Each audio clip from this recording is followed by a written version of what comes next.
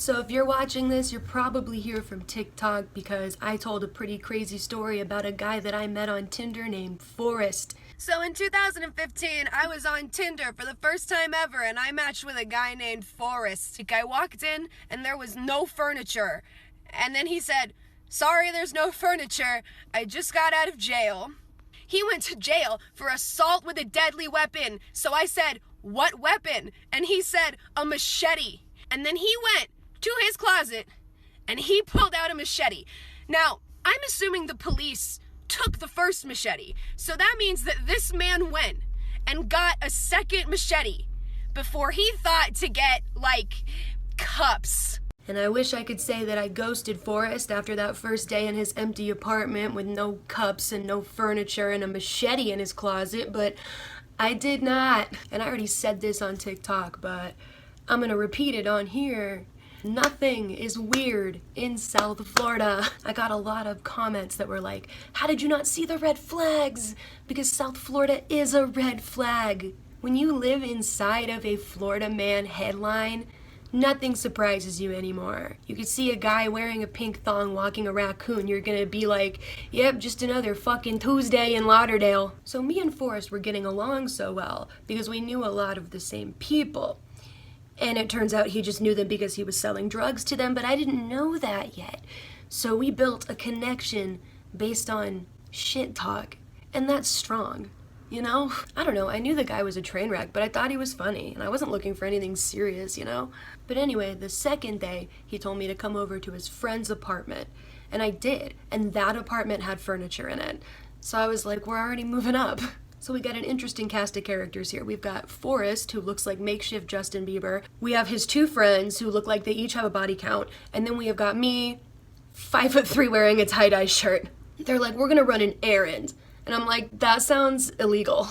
So one of them grabs a gun and puts it on the table. And he's like, "We're gonna sell this." I'm like, can I hold the gun? And they said, sure. Because in this story, everyone's an idiot. So they were like, "Yeah, girl we barely know, you can hold the gun." So I'm like walking around with this gun. I'm feeling super powerful. I'm like, I'm a girl with a gun. I'm out for blood. I'm a girl with a gun.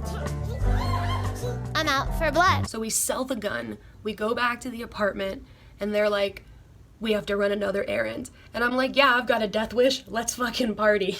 So I find out that now we're gonna go buy a gun. Now Forrest is on probation and he's technically not allowed to leave the city.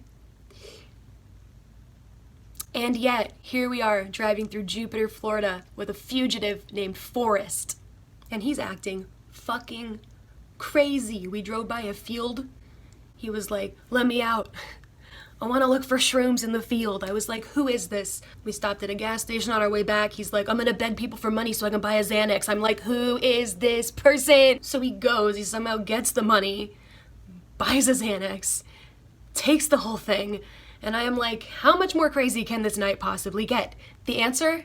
Relatively. So we stop at another gas station on the way back, and Forrest and one of his big scary friends is like, "You two wait here. There's a local crack dealer who lives around here, and sometimes he puts crack in the bushes, so we're gonna see if we can find some." I'm like, just another Tuesday in Fort Lauderdale. So they're out sleuthing around for bush crack, and I'm at the gas station with this scary dude who now thinks that I'm his therapist. And I'm just wondering how I managed to get myself into these situations. I had like 4 chances to leave this situation, and I took none of them. So a few minutes later, they get back. There's no bush crack. Can we get an F in the chat for no bush crack? So we get back to the apartment. Forrest is acting fucking stupid because he is now barred out. He can't even hold a conversation. I'm frustrated. I'm about to leave, and he goes, "Yo, yo, yo, yo, yo, yo, yo, yo, yo, yo, yo, yo." We all look over. We're like, "What?" He goes, "We should rob Blackie at gunpoint for an ounce of mids."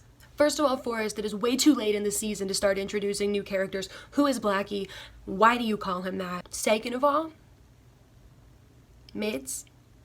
We're robbing someone at gunpoint for... If it was like coke, I would sort of get it, but like